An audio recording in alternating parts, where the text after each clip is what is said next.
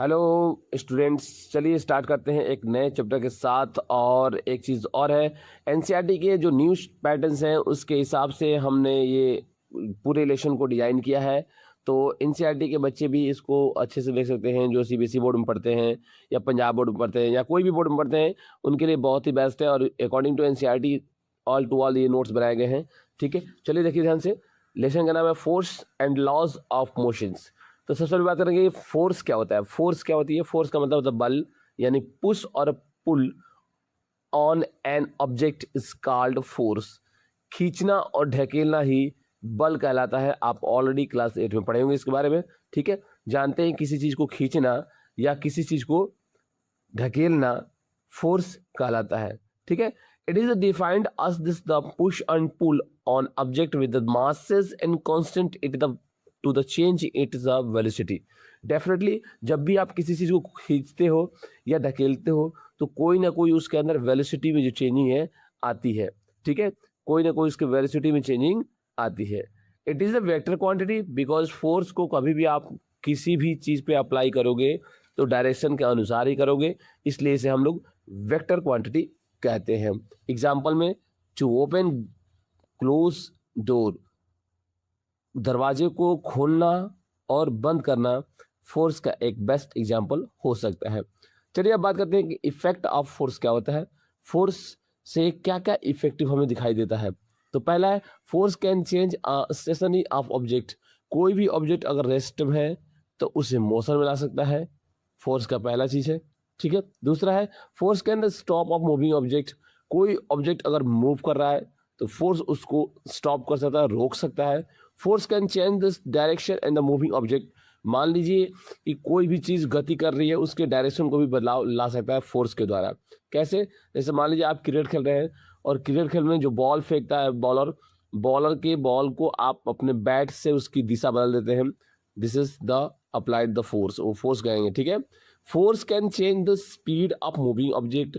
कोई चीज अगर धीरे मूव कर रही है तो आप और भी उस पर धक्का मार दोगे तो उसको जो मूविंग ऑब्जेक्ट है उसकी क्या हो जाएगी, पोजीशन चेंज हो जाएगी और बहुत ही स्पीड में चल जाएगी। तो फोर्स जो है वो किसी मूव करती हुई वस्तु को और तेज कर सकता है या धीरे कर सकता है। ठीक है, force can change the shape and size.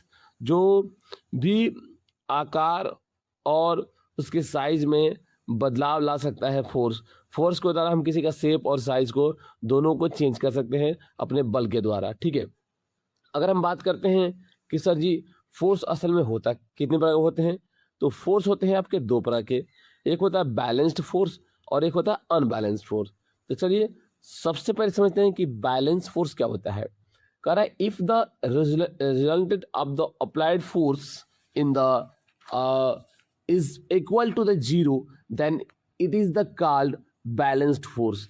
देखो, जब भी आप मान लीजिए कि आप एक तरफ से 10 न्यूटन का बल लगा रहे हैं और दूसरी तरफ से भी 10 न्यूटन का बल लगा रहे हैं, तो उस अवस्था में वो जो ऑब्जेक्ट रहेगा वो बिल्कुल अपने जगह से हिलेगा डुलेगा नहीं, क्योंकि दोनों तरफ जो अप्लाइड फोर्स है वो क्या लग रहा है, नेट फोर्स लग रहा है। दोनों तरफ क्या है, 10 न्यूटन 10 न्यूटन बराबर लग रहा है। तो जब बराबर फोर्स लगता है तो उस दौरान कोई भी ऑब्जेक्ट जो है अपने जगह से थोड़ा बहुत भी मूव नहीं करती है। आप ऑलरेडी ये बात जानते हैं। जब कोई ऑब्जेक्ट को बराबर फोर्स लग रहा है और मूव नहीं कर रही है, उस अवस्था में वो जीरो है, डेफिनेटली जीरो, क्योंकि ना उधर जाएगी ना ही उधर जाएगी। ठीक है, तो उसे हम कहेंगे बैलेंस फोर्स, जब दोनों तरफ से सेम बल लगता है उसको। ठीक है, अनबैलेंस फोर्स बिल्कुल इसका उल्टा है। If the resultant of the applied force इनके the greater than zeros then it is this called the unbalance force. कोई भी जो ज़्यादा, जिसके तरफ ज़्यादा बल रहेगा वो दूसरे की तरफ ज़्यादा ढकेल पाएगा, अनबैलेंस फोर्स कहलाता है। यानी कि मान लीजिए किसी की तरफ ज़्यादा बल और किसी की तरफ कम बल, उससे कहेंगे हम अनबैलेंस्ड फोर्स। ठीक है, फोर्स इज डिफाइंड, फोर्स होता क्या असली में, तो हम फोर्स को अगर हम मैथमेटिकली डिफाइन कर रहे हैं तो क्या डिफाइन करेंगे, तो देखिए force it is this different of this push and pull on this object with the masses of the cases into the change in the velocity. आइए देखते हैं इसको कैसे इसको हम जो है मैथमेटिकल रिप्रेजेंट कर सकते हैं। तो फोर्स, जैसे कि फोर्स जानते हैं, फोर्स को हम लोग कहते हैं कैपिटल एफ से इज इक्वल टू, कोई ना कोई जब भी फोर्स लाएंगे तो किसी वस्तु पे मास होगा ही होगा, इसलिए वहाँ रखेंगे हम लोग एम। ठीक है, जब आप उसको ढकेलोगे या खींचोगे तो उसमें एक्सेलरेशन पैदा होगी ही, इसलिए वो हमारा क्या हम लोग एक्सेलरेशन। तो फोर्स का फॉर्मूला निकल के आ गया हमारे पास क्या, F equal to M into A, यानी मास इंटू एक्सेलरेशन। ठीक है, बस समझ में आ गई। ओके, फोर्स की जो SI यूनिट होती है वो होती है बेटा न्यूटन। क्या होती है, न्यूटन। ठीक है, यानी कैपिटल N। ठीक है, आई होप आपने पूरे जितने भी क्लास 8 में फोर्स के बारे में पढ़ा होगा वो बातें याद आ रही होंगी, डेफिनेटली है। अब चलते हैं, आगे बढ़ते हैं। उससे पहले मैं आपसे रिक्वेस्ट करना चाहूँगा कि प्लीज़ यार वीडियो को जितना हो सके लाइक करें, सब्सक्राइब करें और जितना हो सके शेयर करें। मैं बहुत ही मेहनत से बनाता हूँ, तो प्लीज़ सपोर्ट करें। ओके ओके, चलिए देखते हैं अब कि न्यूटन्स लॉज ऑफ मोशंस होता क्या है, जो हमारा मेन चैप्टर है। तो न्यूटन्स लॉज ऑफ मोशन क्या होता है, जैसे कि आप जानते हैं कि लॉज ऑफ मोशंस के बारे में दुनिया में सबसे पहले गैलीलियो ने बताया था। गैलीलियो जो फादर ऑफ साइंस कहलाते हैं, गैलीलियो ने कहा था कि कोई भी ऑब्जेक्ट अगर रेस्ट पे है तो वो रेस्ट पे ही रहेगी। कोई भी ऑब्जेक्ट अगर रेस्ट पे है तो रेस्ट पे ही रहेगी, और अगर मोशन में है तो मोशन में ही रहेगी। तब तक उसके अंदर कोई बदलाव नहीं आता है जब तक कोई बाहरी फोर्स या बाहरी कोई बल उसे छेड़ता नहीं है। ठीक है, आई होप ये बातें आप जानते होंगे। ठीक है, तो लेकिन न्यूटन ने इस चीज़ को खारिज करते हुए कहा कि आप जो बोल रहे हैं वो बिल्कुल सही है, लेकिन उन्होंने अपनी तरफ से 2 और जो है लॉज दुनिया के सामने दिया, जिसे Newton first law, second law और थर्ड लॉ के नाम से जानते हैं। चलिए इन्हीं के बारे में हम लोग एक एक करके पढ़ते हैं कि फर्स्ट लॉ क्या होता है, सेकेंड क्या लॉ क्या होता है और थर्ड लॉ क्या होता है। ठीक है, न्यूटन क्या कहते हैं, Newtons the studies of this ideas of Galileo and gave their 3 laws of motion. Galileo की जो दुनिया के सामने गैलीलियो ने दिया था उसी के अनुसार न्यूटन ने 3 अपने लॉ पेश किए, जिन्हें न्यूटन के नाम से जाना जाता है। न्यूटन फर्स्ट लॉ, जिससे लॉज ऑफ इनर्शिया भी कहा जाता है, सेकेंड लॉज ऑफ मोशन और थर्ड लॉज ऑफ मोशन। चलिए एक एक करके सबके बारे में हम लोग स्टडी स्टार्ट करते हैं। अगर फर्स्ट लॉ की बात करते हैं तो कहते हैं कि देखिए, any object at rest of remain in the state of the rest in any object in the motions will be the continuously in the motions along the stand in line with uniformly speed until it is the complete by the external force to the change its the state. Definitely वही जो Galileo ने कहा था, इन्होंने भी वो बात को फर्स्ट लॉ में रखा है कि क्या कहा है कि कोई वस्तु अगर रेस्ट पे है तो रेस्ट पे ही रहेगी, अगर मोशन कर रही है तो मोशन ही करती रहेगी। तब तक उसके अंदर कोई बदलाव नहीं आएगा जब तक कोई बाहरी फोर्स, एक्सटर्नल फोर्स उसके ऊपर अप्लाइड नहीं होता है। जब कोई बाहरी फोर्स उसके ऊपर लगता है तो उसके अंदर डेफिनेटली कोई ना कोई चेंजिंग आती है, चाहे वस्तु मोशन में हो और चाहे वस्तु रेस्ट में हो। ठीक है, आई होप आप फर्स्ट लॉ को समझ गए होंगे, बहुत ही ईजी है।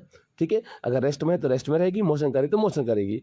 जब तक कोई बाहरी फोर्स उस पर लगेगा तब उसके अंदर कोई बदलाव आएगा। ठीक है, अब बात करते हैं जरा इनर्शिया के बारे में। इनर्शिया क्या होता है, कह रहा है कि it is the tendency of object due to this which the resisting any change in its state of the rest on the uniformly motions. कह रहा है यह वस्तु की वह प्रवृत्ति है जिसके कारण वह अपनी विराम अवस्था या एक समान गति में किसी भी परिवर्तन का विरोध करती है। जैसे एक बार लॉज ऑफ इनर्शिया कहता है कि अगर मैं रेस्ट में हूँ तो मुझे रेस्ट में रहने दो, अगर मोशन कर रहा हूँ तो मोशन करने दो। ठीक है, मेरे अंदर कोई चेंजिंग न लाओ। तो जैसे मान लो कि अगर हम बात करते हैं कि इनर्शिया वास्तव में है क्या, मान लीजिए आप गाड़ी से कहीं जा रहे हैं, कार से कहीं जा रहे हैं, अचानक से आपके सामने कोई जो जानवर है आ गया, तो जब जानवर आ जाएगा तो आप अचानक से ब्रेक मारोगे, तो आपकी बॉडी क्या थी, अभी रिलैक्स एकदम चल रही थी मोशन में चल रही थी अपनी, और जैसे ही एक जानवर सामने आया आपकी बॉडी ब्रेक आपने मारा और बॉडी सडनली क्या हुई, सडनली चेंज हो गई। तो जो सडनली चेंज हो जाती है ना, ऐसे मान लीजिए कहीं मोड़ आ गए, आप सडनली जब अपनी गाड़ी को मोड़ दिए झटके से, तो जहाँ सडनली की बात आती है ना, सडनली चेंज होता है ना, उसको बोलते हैं लॉज ऑफ इनर्शिया।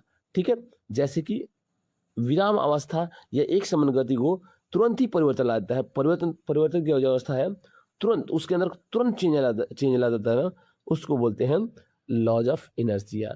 मान लीजिए आप अचानक से आप रेस्ट पर बैठे हैं, चुपचाप बैठे हैं और किसी ने आया झटका मार दिया, तो वो क्या कहलाएगा, लॉज ऑफ इनर्शिया कहलाएगा। सिंपल सी बात है। Inertia and the object in the measured by the it is the mass. कर inertia it is the tendency of proportional to the mass. Inertia जो है वो मास के ऊपर डिपेंड करती है। अगर वजन ज़्यादा है तो जो है बल ज़्यादा चाहिए, ठीक है, डेफिनेटली है, ठीक है। तो मास के ऊपर डायरेक्टली क्या करता है, प्रोपोर्शनल होता है ये इनर्शिया। जैसे कि हम एग्जांपल में देखते हैं तो क्या होता है सर, बस हो गया, कार का अचानक ब्रेक लग जाना, मैंने अभी बताया आपको, ये सब कहलाएगा लॉज ऑफ इनर्शिया। यानी झटके से आपके अंदर कोई चेंजिंग आ जाना, ये लॉज ऑफ इनर्शिया का कारण होता है। चलिए अब बात करते हैं मोमेंटम क्या होता है।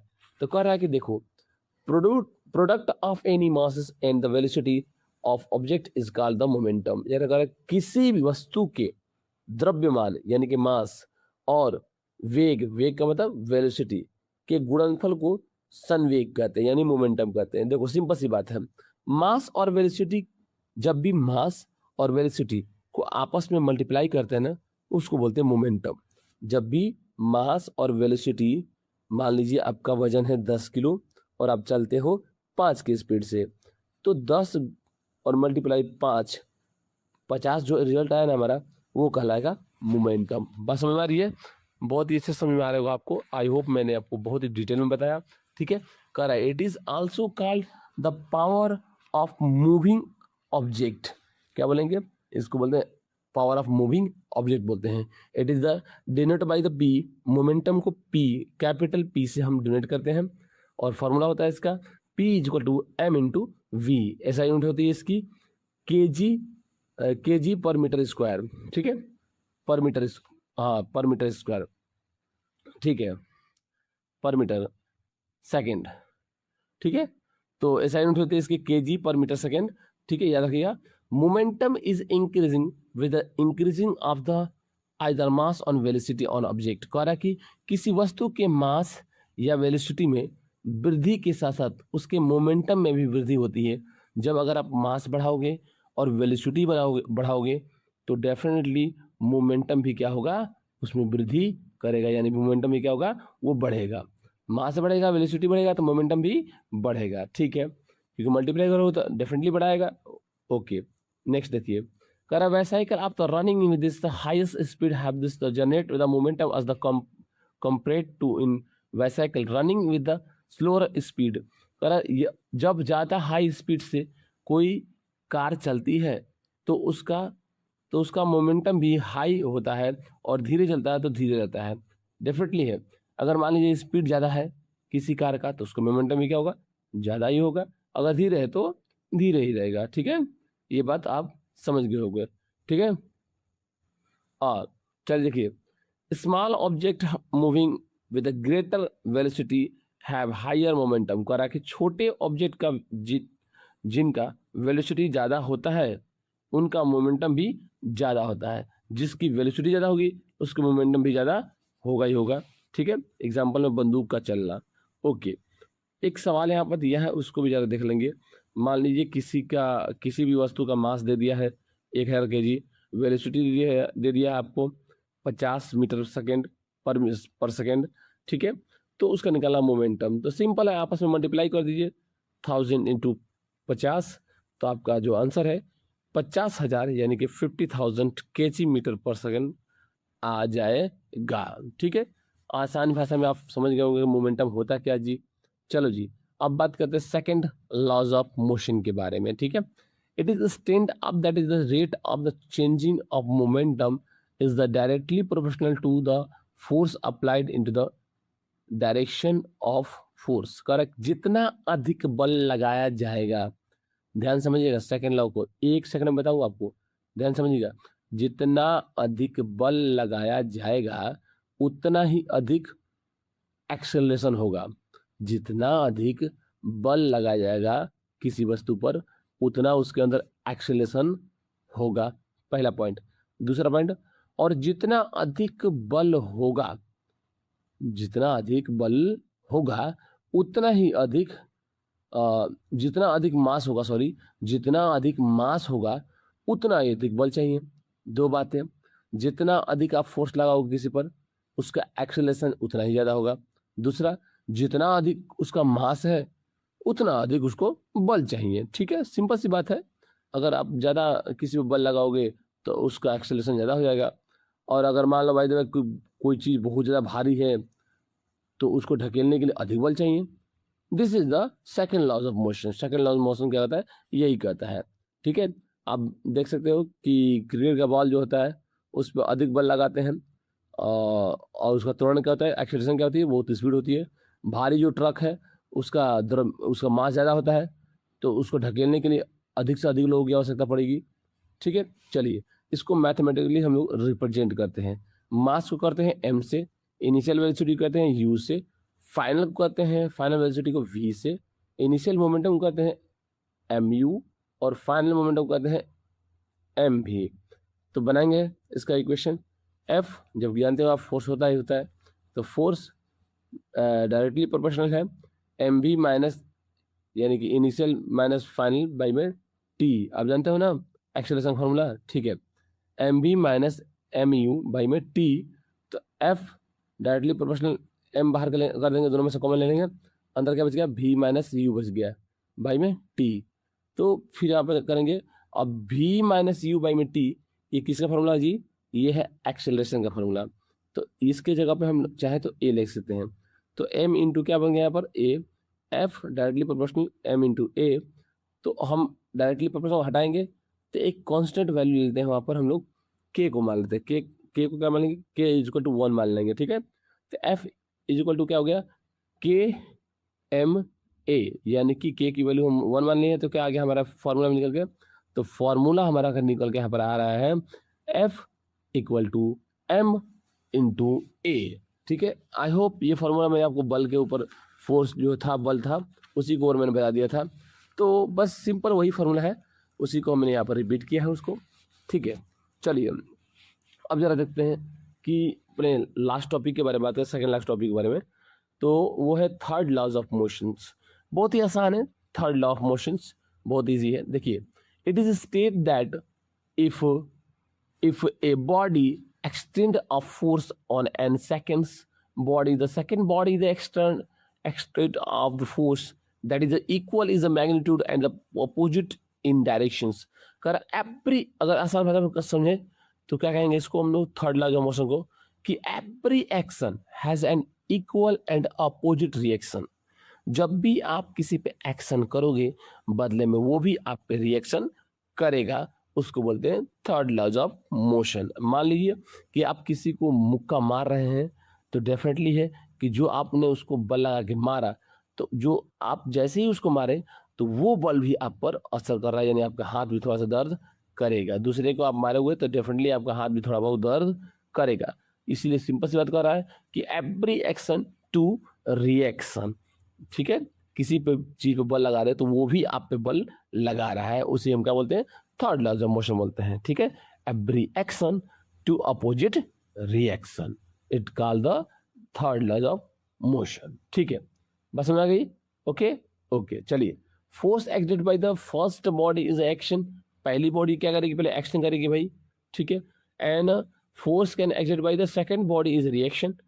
तो डेफिनेटली जब आप किसी पे एक्शन करोगे तो वो भी आप पे रिएक्शन करेगा ही, आप तो जानते ही हो। ठीक है, हाँ, ऐसे मान कि चल रहे हो आप, तो आप चल रहे हो तो आप एक्शन कर रहे हो एक, तो लेकिन जो आपकी जो फ्रिक्शन फोर्स है वो क्या कर रही है, आप पे लगा रही है, यानी वो आपकी रिएक्शन कर रही है। जंपिंग फ्रॉम द बोट, जब आप जहाज से कहीं सीनाई से या जहाज से कूदते हो तो वो भी आपको बदले में थोड़ा सा ढकेलता है। ओके, रॉकेट जो होता है वो ऊपर जाता है तो वो भी ढकेल जाता है कुछ ना कुछ नीचे। समझ में आ गई, समझ में आ गई। चलिए अपने लास्ट टॉपिक के बारे में बात करते हैं, जिसका नाम है कंजर्वेशन ऑफ मोमेंटम के बारे में। ध्यान से समझिएगा। कह रहा है when two or more object act upon one another their total momentum in remains constant provide on external force. कह रहा है कि देखो डेफिनेटली है, जब भी आप देखते हो कि मोमेंटम वहाँ पर क्या हो गया, एक से अधिक आ गया। ठीक है, और तो अब यहाँ पर ये हम क्या करते हैं, कांस्टेंट कंजर्वेशन ऑफ मोमेंटम का यूज़ करते हैं। देखिए कैसे, इसके फार्मूला बहुत इंपॉर्टेंट है। ठीक है, मान लो कि दो ऑब्जेक्ट है, एक तरफ से जा रहे हैं दोनों के दोनों, तो सब मान लीजिए या मान लीजिए कि एक तरफ से एक ऑब्जेक्ट आ रही है और एक तरफ से एक ऑब्जेक्ट आ रही है। ठीक है, टकराने से पहले और टकराने के बाद देखेंगे क्या था उसका मोमेंटम। ठीक है, पहले समझ लीजिए, m1 u1 plus m2 v2 equal to m1 v1 plus m2 और v2। आप समझते हैं जरा इसको ध्यान से। Initial momentum is equal to क्या होता है, फाइनल मोमेंटम होता है। यदि कोई दो या दो से अधिक ऑब्जेक्ट एक दूसरे से टकराते हैं तो उनका जो टोटल मोमेंटम होगा ना, टकराने के पहले और टकराने के बाद, उनका मोमेंटम जो है टकराने के पहले क्या था और टकराने के बाद क्या था, अगर इक्वल रहता है, दोनों का टकराने से पहले भी उतना ही था और टकराने के बाद भी क्या होता है, इक्वल रहता है, उसको हम कंजर्वेशन ऑफ मोमेंटम कहते हैं। ठीक है, चलिए देखते हैं इसमें जितने भी क्वेश्चन हैं उसके ऊपर हम बात करेंगे, उसके सभी क्वेश्चन के आंसर के बारे में हम डिस्कशन करेंगे। ठीक है, तो चलिए पहला क्वेश्चन बोला है कि when a carpet is beaten with a stick dust come out of it, explain. तो कह रहा है कारपेट को जब हम बीटन करते हैं, मारते हैं, मारने के बाद जब उसको हम डस्ट बाहर निकालते हैं, उसी को एक्सप्लेन करना है। तो कह रहा है when a carpet beaten with a stick of dust come out of it because of Newton's laws of motion, specific the inertia of rest। Correct, simple सी बात है, कोई भी अगर न्यूटन्स का लॉज क्या कहता है, फर्स्ट लॉ, कि अगर कोई रेस्ट पे है तो वो रेस्ट पे जाएगा, अगर कोई मोशन में कर रहा है तो वो मोशन में करेगा। ठीक है, हाँ, जब तक हम उसको ऊपर से अगर हम फोर्स लगाते हैं तो क्या होगा, उसके अंदर चेंजिंग आएगी। इसके अंदर अप्लाई क्या होता है कि inertia of rest, action of bedding, separations और आउटकम हम इसको लिख सकते हैं। ठीक है, चलिए अब बात करते हैं अपने नेक्स्ट क्वेश्चन के ऊपर। Why is it advised to the any luggage keeped on the roof of a bus with a रोप। कह रहा है देखिए इसमें भी आपको एक सिचुएशन दी गई है और बताना है कि इसमें कौन सा लॉज लग रहा है। तो कह रहा है कि दिस एक questions related to Newton's first law of motion. ये क्वेश्चन जो है ये भी किससे रिलेटेड है, न्यूटन्स फर्स्ट लॉ से रिलेटेड है। ठीक है, specially of the carpet of inertia and here is why it is advised to tie a long luggage on a bus roof. यहाँ तक लिख के हम क्या लिख सकते हैं, इसके बाद फर्स्ट लॉ यहाँ पर अप्लाई हो रहा है। ठीक है, और लिख सकते हैं इसके दो जो सिचुएशन, इनर्शिया ऑफ रेस्ट और inertia of motion. Simple, inertia of rest होती है और इनर्शिया क्या होता है, मोशन। जब रेस्ट पे रहेगा तो इंटरनली जो है उसके अंदर मूवमेंट होती रहेंगी। ठीक है, और मोशन पर रहता है तो वो तो दिखाई देता ही है। ठीक है, कंक्लूजन क्या निकलता है इसका, कर typing the language with a rope the provides the necessary force to overcome its inertia, ensuring its movement and stop along with the bus thereby preventing accidents। ठीक है, ये अपना जो कंक्लूजन निकल के आता है। अब हम बात करेंगे उन क्वेश्चनों के बारे में जो कि न्यूमेरिकल हैं। ठीक है, न्यूमेरिकल क्वेश्चन करने में बच्चों को बहुत ज़्यादा प्रॉब्लम आती है, तो इसलिए मैं इसको आप ध्यान से देखिएगा और मेरी एक एक बात ध्यान से समझिएगा। ठीक है, चलिए, a truck start from the rest and rolls down a hills with the constant acceleration. It travel a distance of 400 meter in 20 seconds. Find its acceleration. Find the force acting on it if its mass is a 7 metric tons। और एक metric ton बराबर कितना होता है, इसमें दिया है आपका 1000 kg। ठीक है, चलिए इसको हल करते हैं। सवाल ये बोल रहा है कि कोई अगर ट्रक है जो किसी ऊंचाई पे खड़ी हुई है और वहाँ से वो नीचे रोलिंग डाउन हो रही है, नीचे आ रही है, 400 मीटर दूरी तय करती है नीचे आने में 20 सेकंड में।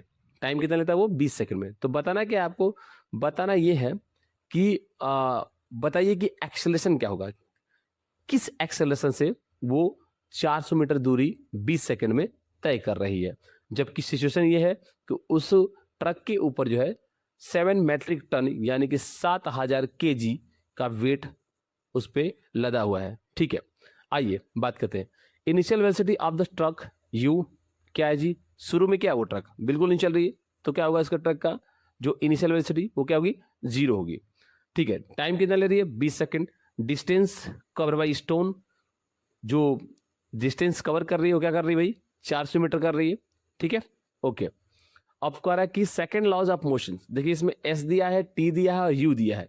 जब एस दिया है, टी दिया है और यू दिया है, तो आइए यहाँ पर हम सिचुएशन इस्तेमाल करेंगे और लगाएंगे एक न्यूटन्स का लॉज, जिसको सेकंड लॉज ऑफ मोशन कहते हैं।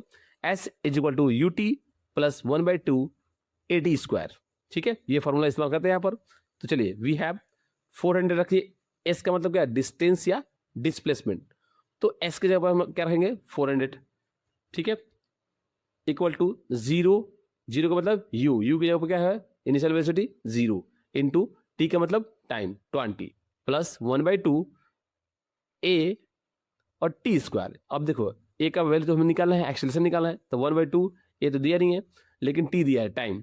टाइम क्या होगा, टाइम स्क्वायर, यानी कि 20 का स्क्वायर करेंगे, यानी कि 20 को हम 20 गुणे 20 भी लिख सकते हैं, ठीक है, 20 × 20, ठीक है। अब कटा देंगे, 2 से कटाएंगे 20 को, तो क्या हो जाएगा 10, तो 10 से मल्टीप्लाई करेंगे अगर हम 20 में, तो क्या हो जाएगा 200 इधर आ गया, 200 ए इधर आ गया, और इधर तो मल्टीप्लाई हो गया 0 × 20 क्या हो जाएगा, ये तो खत्म हो गया, ठीक है। तो यहाँ पे क्या आएगा 200 ए इधर राइट साइड में आ गया, और लेफ्ट साइड में क्या हो गया 400। तो अब हम क्या करेंगे, इसको कटा देंगे, 200 से अगर कटाएंगे 400 को, तो क्या आएगा एक्सेलरेशन आपका निकल के आ गया 2 मीटर पर सेकंड स्क्वायर, ठीक है। अब चलिए इसका फोर्स भी निकाल लेते हैं, क्योंकि कितनी फोर्स जो है उस पर एक्ट हो रही है।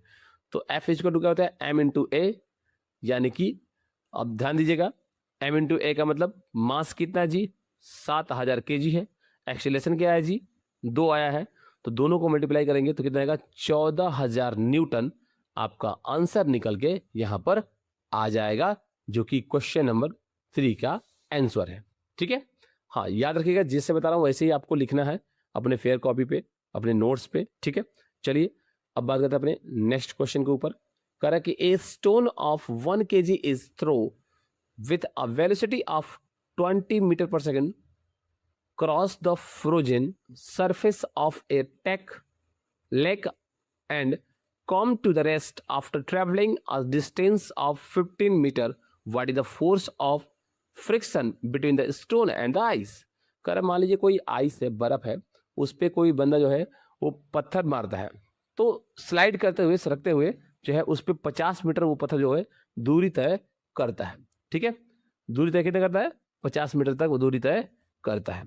पत्थर का वजन कितना है जी 1 kg है, याद रखिएगा। चलिए तो बताना क्या है, बताना यह है कि बताइए स्टोन और आइस के बीच में कितना फ्रिक्शन फोर्स लग रहा है, ठीक है। तो देखिए इनिशियल वेलोसिटी क्या है इसकी 20 मीटर पर सेकेंड, फाइनल क्या है 50 मीटर के बाद क्या हो जाएगी वो पत्थर रुक जा रही है, यानी v क्या हो गया 0 हो गया। डिस्टेंस कितना है s कितना है 50 मीटर, ठीक है।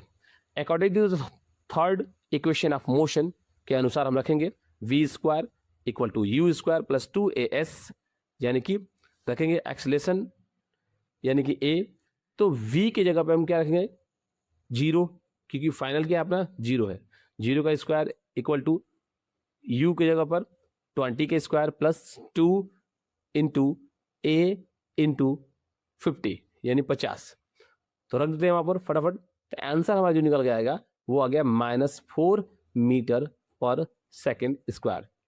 अगर आपको कैलकुलेशन में कोई प्रॉब्लम हो रही तो आप मुझे कमेंट कर दीजिएगा, मैं समझा दूंगा कि कैसे आ रहा है। 20 का आप स्क्वायर निकालोगे तो कितना होगा 400, ठीक है। इधर आपने मल्टीप्लाई कर दिया 50 में 2 से कितना होगा 100a हो गया। जब 100a हो गया और इधर हो गया प्लस 400a हो गया, 100a प्लस 400a, तो 100a को उधर भेज दो, तो 400 से हम इधर लेंगे a इक्वल टू क्या हो जाएगा, आप जो है 100 से कटा दीजिए, तो कितना आ गया 100 से कटाएंगे तो 4 आएगा, ठीक है।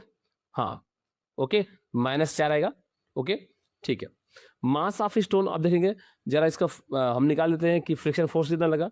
तो मास ऑफ स्टोन क्या है 1 kg है, तो फोर्स का फॉर्मूला क्या होता है m इंटू ए, यानी कि 1 kg इंटू ए का वैल्यू क्या आया -4, तो आंसर निकल के आ जाएगा हमारा, आंसर निकल जाएगा -4 न्यूटन। कितना आएगा -4 न्यूटन, ओके। चलिए अब बात करते हैं अपने नेक्स्ट क्वेश्चन के ऊपर। कह रहा है कि 800 kg engine pulls a train of 5 wagons each of the 2000 kg along the horizontal track with the engine exert are the forces of 40,000 Newton and the track of a affair and a fraction force of the 5,000 Newton, then the calculate. एक situation दे दी है कि मान लीजिए कि 8,000 kg का एक engine है, ठीक है, वो पुल कर रही है 5 डब्बों को जिसका वजन है 2000 kg। एक डब्बे का वजन कितना है? 2000 kg है, ठीक है। 5 डब्बों को वो जो इंजन है वो खींच रही है, ठीक है। अब कह रहा है कि एक ट्रैक पे जो कि एक जो एक्सटर्नल फोर्स लग रहा है उसके ऊपर वो लग रहा है आपका 40,000 न्यूटन, ठीक है। और फ्रिक्शन फोर्स लग रहा है वो आपका लग रहा है 5,000 न्यूटन।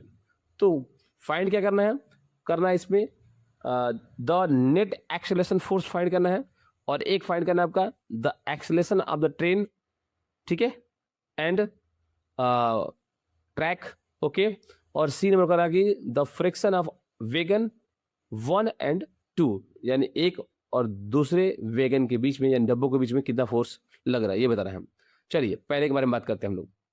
तो पहले देख लेते हैं सिचुएशन क्या दी, हमें डाटा क्या दिया गया है। तो मास दिया गया है आपका कितना 8,000 kg, ठीक है। मास आप पांचों वीगन जो है, पांचों जो डब्बे हैं उनके क्या दिए गए 5 × 2000, यानी कि एक डब्बे का 2000, 5 डब्बे का 10,000 kg हो गया, ठीक है।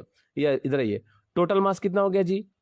अब 8,000 इंजन का और 10,000 डब्बों का, तो कितना आ गया 18,000 kg जो है टोटल मास आ गया, ठीक है।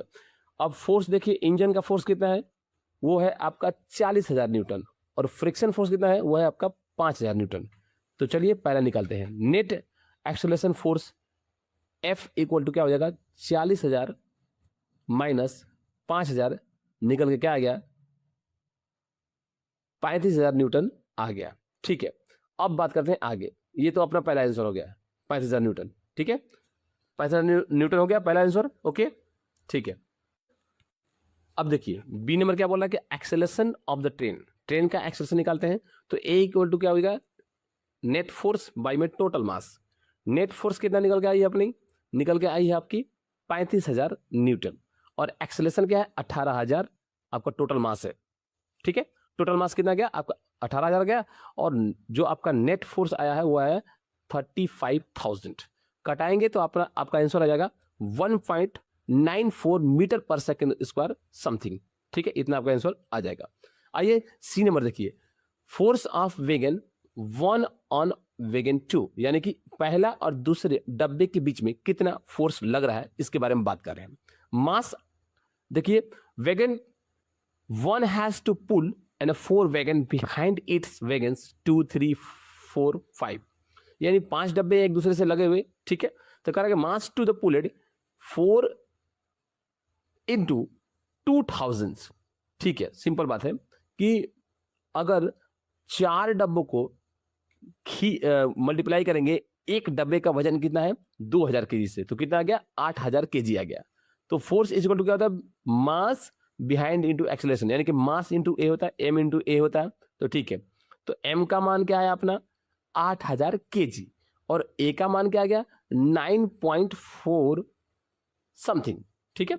तो अगर हम 8,000 kg को 1.94 से मल्टीप्लाई करते हैं, अगर 8,000 kg को 1.94 से मल्टीप्लाई करते हैं तो आंसर निकल के आएगा समथिंग 15,555.5 न्यूटन। इतना आपका आंसर आएगा, ठीक है। चलिए अब बात करते हैं अपने नेक्स्ट क्वेश्चन के ऊपर। कह रहा है कि and the automobile vehicle has a mass of the 1500 kg, what must be the force between the vehicle and the road if the vehicles is to be the stopped with the negative acceleration of 1.7 metre per second square. कर automobile जो एक मतलब vehicle है उसका वजन जो है 1500 kg है, ठीक है। तो कह रहा है कि वेहिकल को रोकने के लिए रोड पे जो चल रही है उसको स्टॉप, मतलब जब वो ब्रेक मारती है तो दो रुकती है गाड़ी, वो रुकती है 1.7 मीटर पर सेकेंड स्क्वायर में, ठीक है। तो बताना क्या है आपका, बताना देखिए क्या है। कह रहा मास ऑफ ऑटोमोबाइल क्या है, पहले देख लीजिए आपको सिचुएशन क्या दिया है। तो मास ऑफ ऑटोमोबाइल क्या दिया है, यानी एम का मान कितना है, मास कितना है 1500 kg है, ठीक है जी। फाइनल वेलोसिटी जाकर रुक जा रही है गाड़ी, वो आगे चल के ब्रेक मारने के बाद फिर आएगा और ये रुक जा रही है, तो फाइनल क्या होगी आपकी 0 हो गई। ए क्या दे दिया आपका, नेगेटिव है ना, रुक रही है ना, रगड़ते हुए जब रुकती है ना, फ्रिक्शन फोर्स जब लगता है ना, तो मैंने आपको बताया था कि नेगेटिव लगता है वहां पर। तो ए इज इक्वल टू क्या हो गया, -1.7 मीटर पर सेकेंड स्क्वायर। ठीक है, तो फोर्स का फॉर्मूला क्या होता है, F equal to M into ए।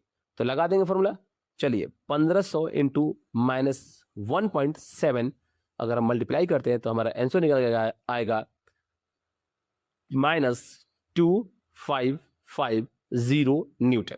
इतना आपका आंसर निकल के आएगा। मैं बेटा बार बार आपको बोल रहा हूँ कि अगर आपको कैलकुलेशन करने में दिक्कत होगी तो आप मुझे मैसेज करिएगा, मैं आपको एक बेहतरीन कैलकुलेशन वीडियो बना दूंगा। चलिए अगला question, what is the momentum of the object of the mass am moving with the velocity. आपको मोमेंटम ऑफ मास बताना है, मूविंग ऑफ वेलोसिटी। तो सिंपल है, मोमेंटम का फॉर्मूला बताना है। ठीक है, मास ऑफ ऑब्जेक्ट एम और वेलोसिटी इज अ वी। तो मोमेंटम क्या होता है जी, मास और वेलोसिटी की मल्टीप्लाई ही क्या कहलाती है, मोमेंटम कहलाती है। ठीक है, ऑलरेडी मैंने आपको लेक्चर में इसके बारे में बताया था।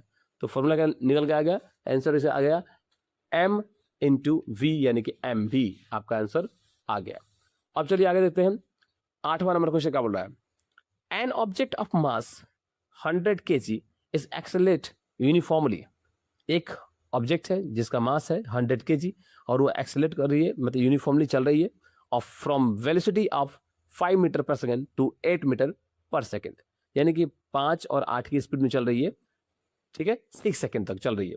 Calculate the initial and final momentum, क्या बताना है, इनिशियल और फाइनल मोमेंटम बताना है ऑफ द ऑब्जेक्ट के बीच में। Also find the magnitude of the force external on the object. Magnitude बताना है आपको, और ये बताना है कि इनिशियल और फाइनल जो है मोमेंटम क्या है। चलिए मोमेंटम का एक सवाल आ गया, चलिए देखते हैं। यू क्या दे दिया, 5 मीटर पर सेकेंड, वी क्या दे दिया, 8 metre per second. Mass of object क्या होगा, एम इज इक्वल टू क्या होगा, 100 kg है, टाइम कितना है, 6 सेकेंड है, ये आपका जो है दिया गया है।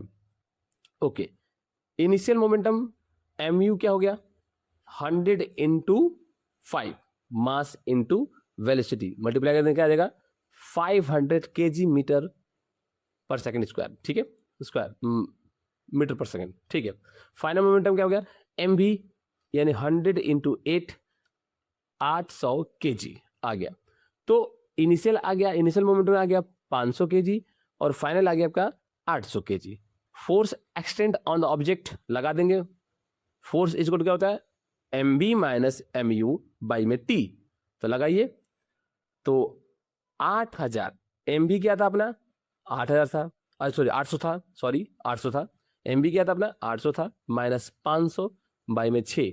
तो जब 800 में 500 निकलेगा तो 300 बचेगा, और 300 को 6 से कटाएंगे तो आ जाएगा हमारा आंसर 50 न्यूटन जो है आपका आंसर निकल के आ गया।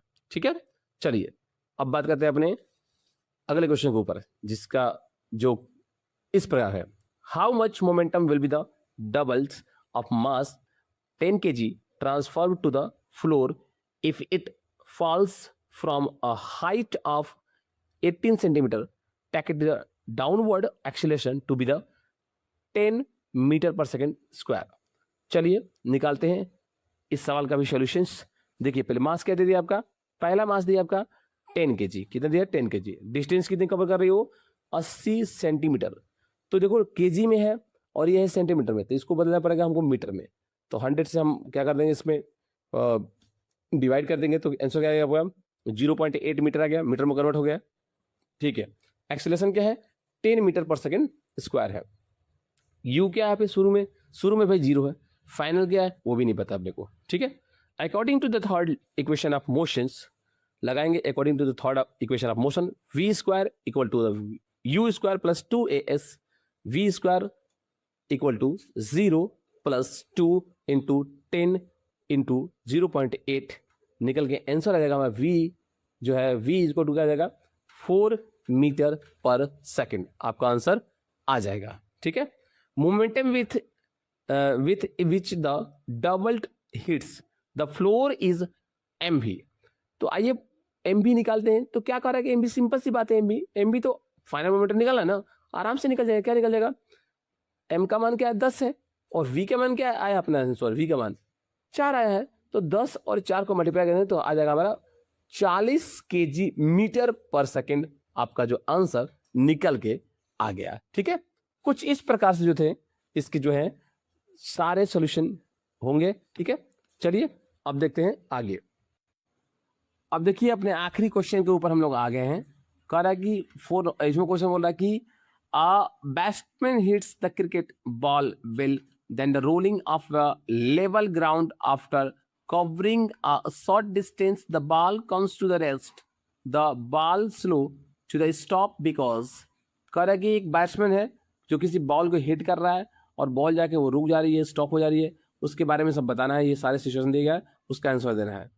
ठीक है, तो कह रहा है कि a the batsman did not hit the ball hard enough. Velocity is a proportional to the force accident on the balls. There is a force on the balls opposing the motions. There is a no unbalanced force in the ball, so the ball of want to be the come of rest. तो इसका answer हो जाएगा सी number. ठीक है, सी number आपको इसका answer मार सकते हैं। और उसका अगर सिचुएशन लिखना होगा तो आप ये लिख सकते हो, क्या लिख सकते हो, a batsman hits the cricket ball which then roll on the level of ground after the covering a short distance. The ball come to the rest because they are the fractional force on the ball opposes its the motions. ठीक है, तो इस तरह से आपके जो है इस चैप्टर के सभी मोस्ट इंपॉर्टेंट क्वेश्चन जो है खत्म हो चुके हैं। तो प्लीज यार जितना हो सके वीडियो को लाइक करें, सब्सक्राइब करें और जितना हो सके शेयर करें, प्लीज प्लीज प्लीज। और सारे बच्चे इसको अच्छे से अपने फेयर कॉपी पे लिख ले। Thank you.